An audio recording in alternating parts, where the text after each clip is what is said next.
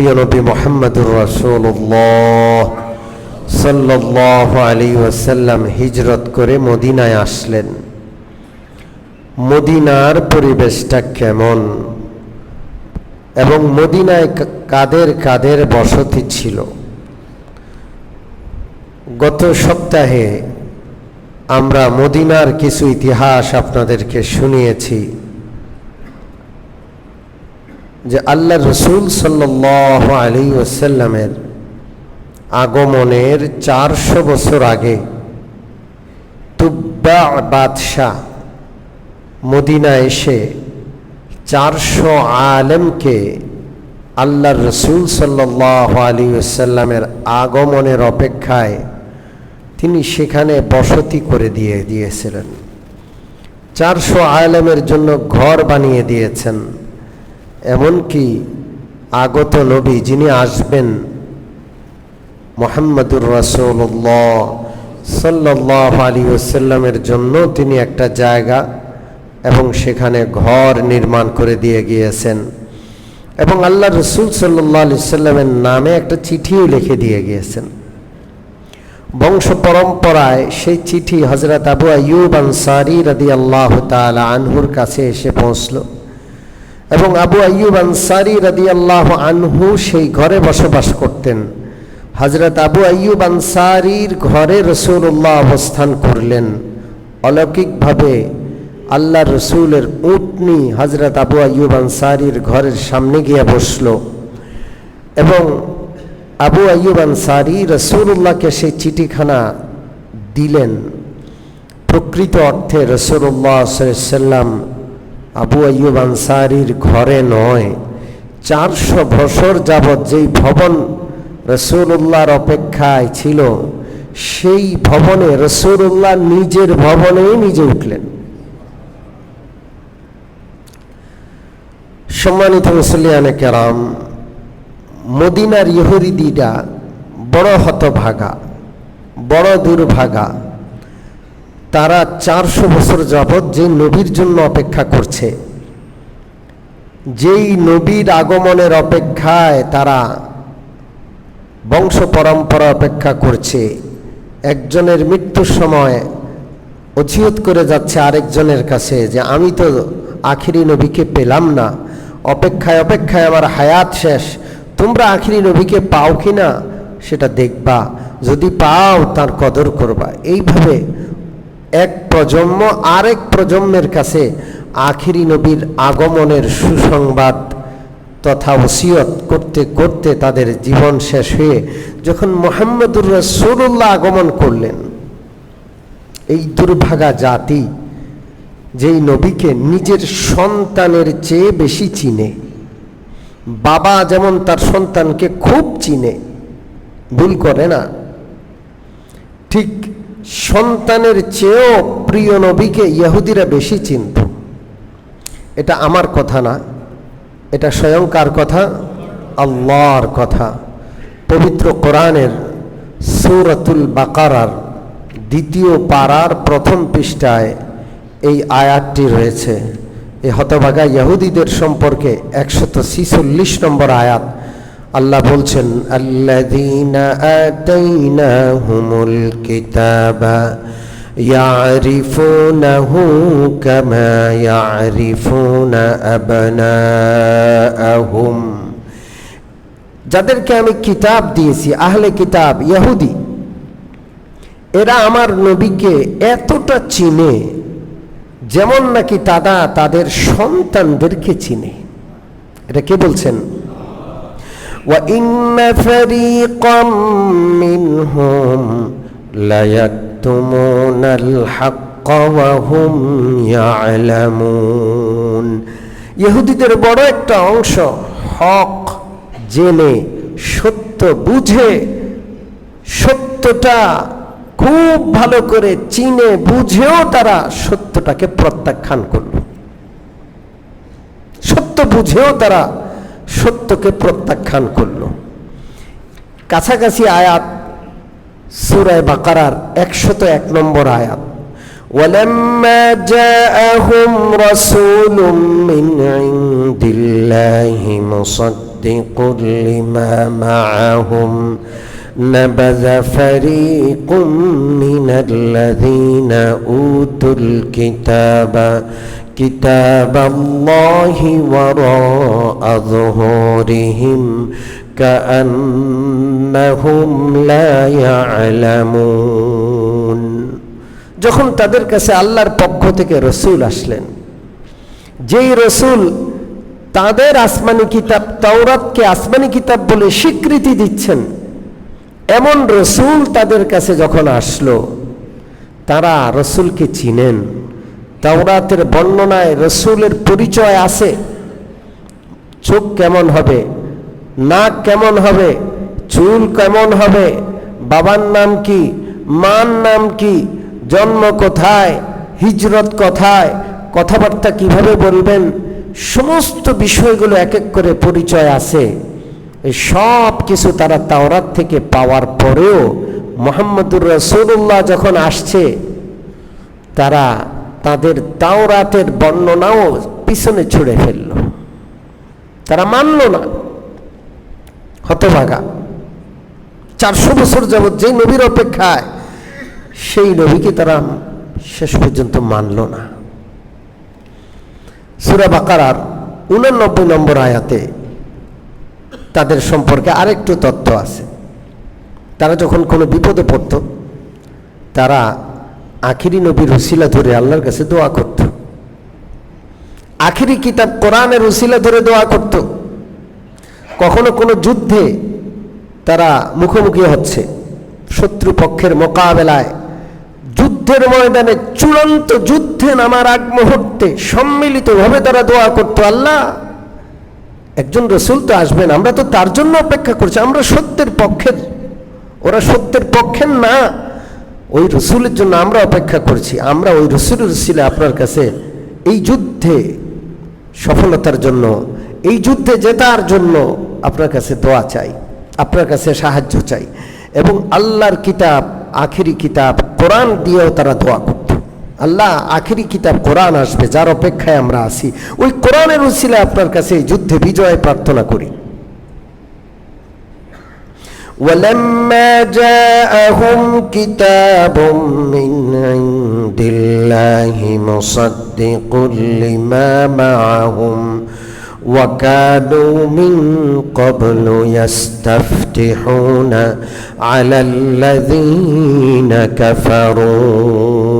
ইতিপূর্বে তারা এই কিতাবের উসিলায়, এই নবীর নাম ধরে আল্লাহর কাছে বিজয় কামনা করে দোয়া করত। فَلَمَّا جَاءَهُم مَّا عَرَفُوا كَفَرُوا بِهِ فَلَعْنَةُ اللَّهِ عَلَى الْكَافِرِينَ। তারা এতদিনের পরিচিত সেই কোরআন, সেই নবী যখন আসলো, আগমন করলো, কাফারু বি, সাথে সাথেই তারা অস্বীকার করে বসলো, আমরা চিনি না, আমরা জানি না, এই নবী সম্পর্কে আমরা কিছুই বলি নাই, সব কিছু অস্বীকার করে ফেলল। ফালানাতুল্লাহি আলাল কাফিরিন, আল্লাহ বলছেন এই কাফেরদের উপর আল্লাহর লানত। তারা কেন অস্বীকার করলো? বিসামাশতারাউ বিহি আনফুসাহুম, তারা নিজের নেতৃত্ব, তাদের যে ধর্মের গুরুরা ছিল, ধর্মগুরু, তাদের যে একটা কর্তৃত্ব, নেতৃত্ব, সেটা ধ্বংস হয়ে যাবে। একটা ধর্মই যখন বিলুপ্ত হয়ে যাবে, সবাই মুহাম্মদুর রাসূলুল্লাহর অনুসারী হয়ে যাবে, তাহলে তাদের কর্তৃত্ব কোথায় যাবে? তারা তো আর কর্তৃত্ব করতে, তারা নেতৃত্ব দিতে পারবে না।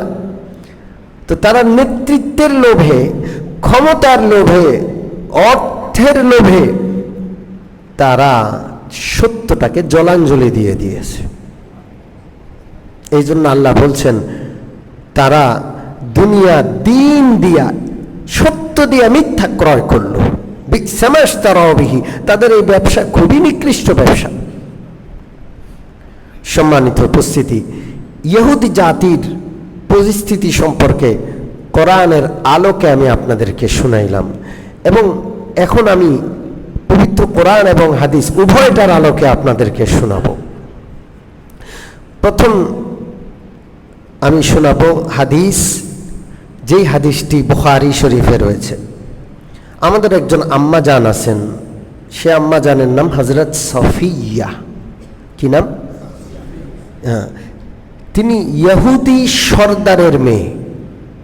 কার মেয়ে? জোরে বলেন।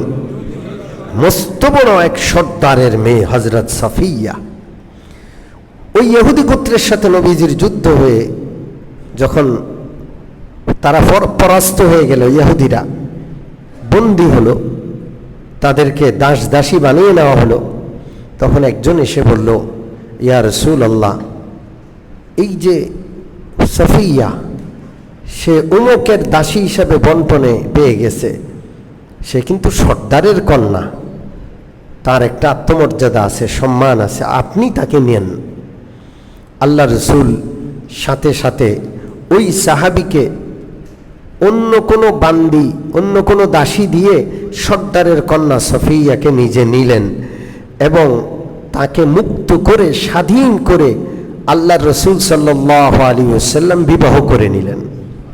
হযরত সফিয়া মুসলমান হওয়ার পরে বর্ণনা করছেন যে মুহাম্মদুর রাসূলুল্লাহর আগমন যখন মদিনায় হলো, হযরত সফিয়ার বাপ পুরো আরবের ইহুদিদের সর্দার হুয়াই ইবনে আখতাব, কি নাম? নামটা একটু কঠিন, হুয়াই ইবনে আখতাব। হুয়াই এবং হুয়াইয়ের ভাই ইয়াসের, এই দুই ভাই দুজন সর্দার।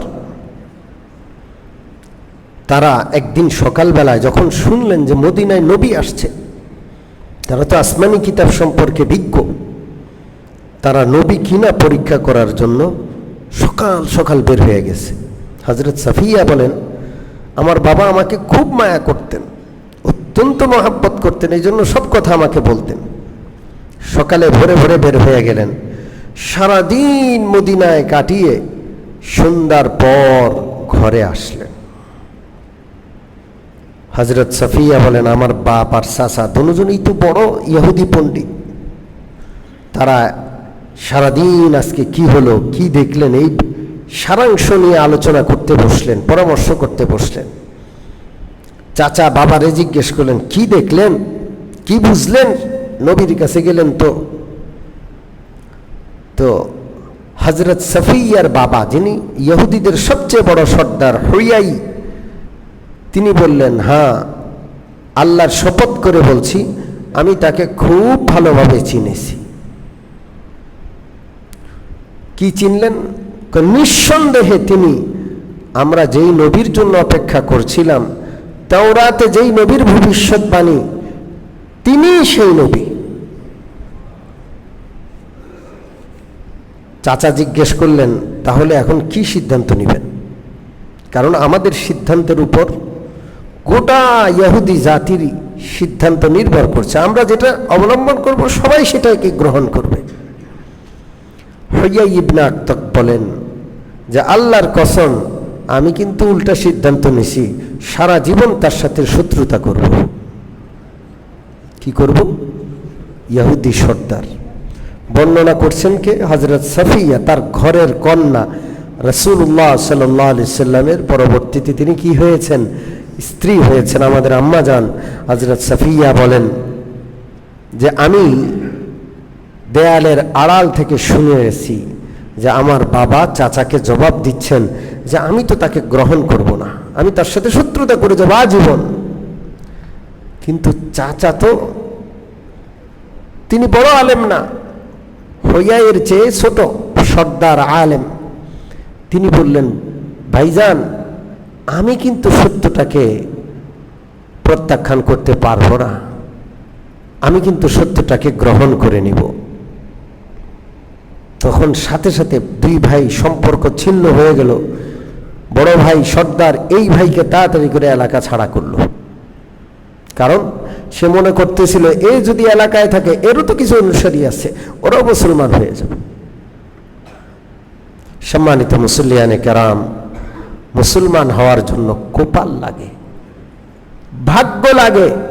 400 বছর অপেক্ষায় যারা ছিল, বংশ পরম্পরায় যারা রাসূলুল্লাহর অপেক্ষায় মদিনায় এসে বসবাস করেছে, তারা বঞ্চিত হয়ে গেছে।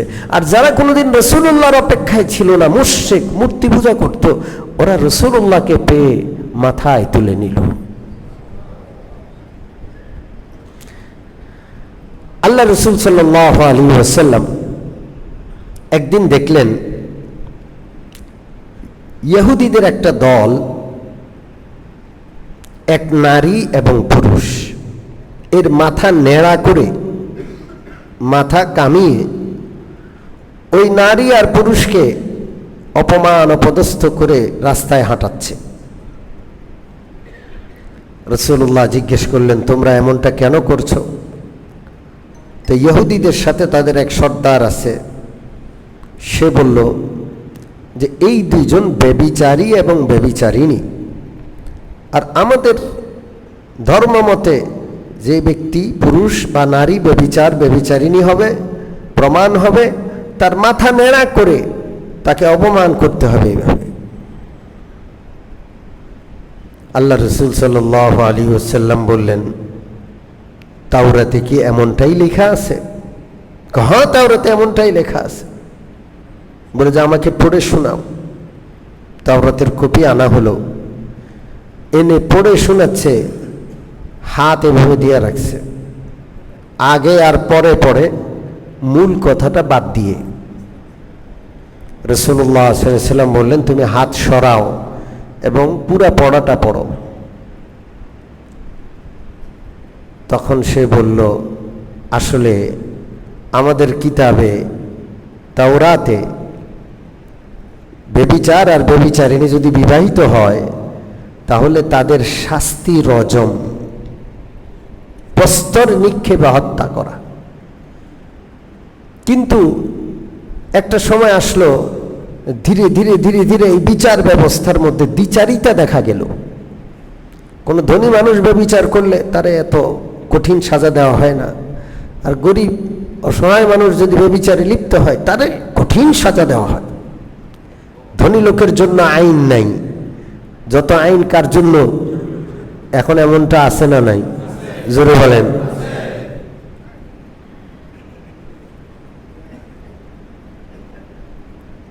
রাসূলুল্লাহ সাল্লাল্লাহু আলাইহি ওয়াসাল্লাম তখন মদিনার সর্দার, তিনি তাদেরকে বাধ্য করলেন যে তোমরা তোমাদের কিতাব অনুযায়ী বিচার করতে হবে। তারা সেই বিচার করল এবং কিছু লোক রাসূলুল্লাহর এই অবস্থা দেখে মুসলমান হয়ে গেল। ওই ইহুদি সর্দার যে কিতাব লুকাচ্ছিল সে সব বুঝতে পারছে, কিন্তু সে মুসলমান হলো না। সর্বশেষ বুখারী শরীফের একটা ঘটনা শোনাবো, যেটা একটা আয়াতের ব্যাখ্যায়ও আছে।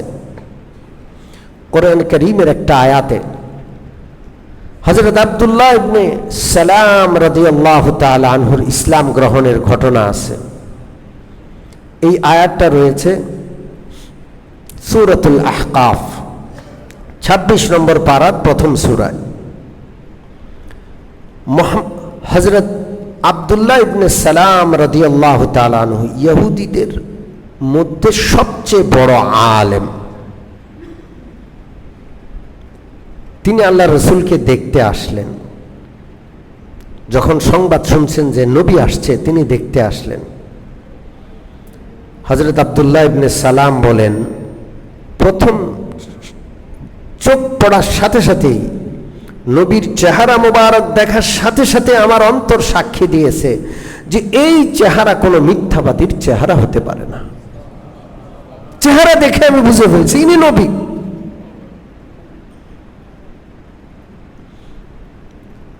আমি তাকায় এলাম, দেখলাম তিনি সাথীদের সাথে কথা বলছেন। তার সর্বপ্রথম যে কথাটা শুনলাম, সেই কথাটার মধ্যে 4টা বাক্য ছিল। এই 4টা বাক্য শুনে আরো সাক্ষী দিলাম যে ইনি নবী। এত সুন্দর বাক্য আর কারো জবান থেকে আসতে পারে না। কি বাক্য ছিল? ইয়া আইয়ুহান নাস আত'ইমুত তা'আম আফশুস সালাম ওয়া সাল্লু বিল-লাইলি ওয়ান নাসু নিয়াম তাদখুলুল জান্নাতা বিসালাম। আজব হাদিস। আল্লাহ রসুল বলছেন, হে মানুষেরা, তোমরা সালামের প্রচার প্রসার করো, শুধু সালাম দাও, বেশি বেশি সালাম দাও। 2 নম্বর, এবং আত্মীয়তার সম্পর্ক বজায় রাখো। তুমি তোমার আত্মীয়দের মধ্যে সবচেয়ে বেশি খোঁজ খবর রাখো, সবার খবর রাখো, এমন হও। ফুফুর খবর, ফুফতো ভাই, খালা, সবার খবর নিজে নিজেই যেচে নিজেকে ছোট করে খবর নেই। আজকাল কে কার খবর নেই? মোবাইলে ঘন্টাকে ঘন্টা দেওয়ার সময় আছে, আত্মীয়কে 1 মিনিট ফোন করার 1 মিনিট সময় নেই। এতটা দুর্ভাগ্যে আমরা আছি এখন। তো রাসূলুল্লাহ সাল্লাল্লাহু আলাইহি ওয়াসাল্লাম বলেন, তোমরা সালাম বেশি দাও, আত্মীয়তার সম্পর্ক খুব বজায় রাখো। 3 নম্বর, ওয়াসাল্লু বিল-লাইলি ওয়ান-নাসু নিয়াম। মানুষ যখন ঘুমায়, ঘুমের ঘোরে মানুষ আচ্ছন্ন, তখন তোমরা নামাজ আদায় করো। কি হবে? তাদখুলুল জান্নাতা বিসালাম, নিরাপদ আর শান্তিতে সোজা জান্নাতে ঢুকে যাবে। কয়টা কাজ? 3টা কাজ। 3টা কাজ করলে একটা পরিণতি পাওয়া যাবে। 1 নম্বর, সালাম বেশি দেওয়া। 2 নম্বর, আত্মীয়র সম্পর্ক খুব বেশি বজায় রাখা। 3 নম্বর, মানুষ যখন ঘুমাবে তখন কি করবে? নামাজ আদায় করবে। এই 3টা কাজ যদি তুমি করো, নিরাপদে তুমি জান্নাতে চলে যাবে। করবো ইনশাআল্লাহ। হযরত আব্দুল্লাহ ইবনে সালাম বলেন, যখন এই হাদিস শুনলাম, এত সুন্দর কথা, এটা নবী ছাড়া আর কেউ বলতে পারে না, এটা বিশ্বাস হয়ে গেল। হযরত আব্দুল্লাহ ইবনে সালাম রাদিয়াল্লাহু তাআলা আনহু বলেন, আমি রাসূলুল্লাহর কাছে আসলাম। আল্লাহ রসুল সাল্লাল্লাহু আলাইহি ওয়াসাল্লাম এর সাথে কথা বললাম, তার তিলাওয়াত শুনলাম, তার মোহরে নবুয়ত দেখলাম। পিঠে একটা মোহর ছিল রাসূলুল্লাহর, সেই মোহরে নবুয়ত দেখলাম। তার হাতে মুসলমান হওয়ার আগ মুহূর্তে, না, তার হাতে মুসলমান হয়ে গেলাম। তারপরে বললাম, ইয়া রাসূলুল্লাহ, আমি যে ইসলাম গ্রহণ করলাম এখনো ইহুদিরা জানে না। আপনি এক কাজ করুন, ইহুদিদেরকে ডাকেন, ডেকে আমার সম্পর্কে আগে জিজ্ঞেস করেন আমি কেমন মানুষ। না হয় তারা যখন শুনবে যে আমি মুসলমান হয়েছি, আমার সম্পর্কে নিশ্চিত খারাপ মন্তব্য করবে। তারা এখনো জানে না যেহেতু আমার ইসলাম গ্রহণের বিষয়টা, তো আগে তাদেরকে আমার সম্পর্কে একটু জিজ্ঞেস করেন।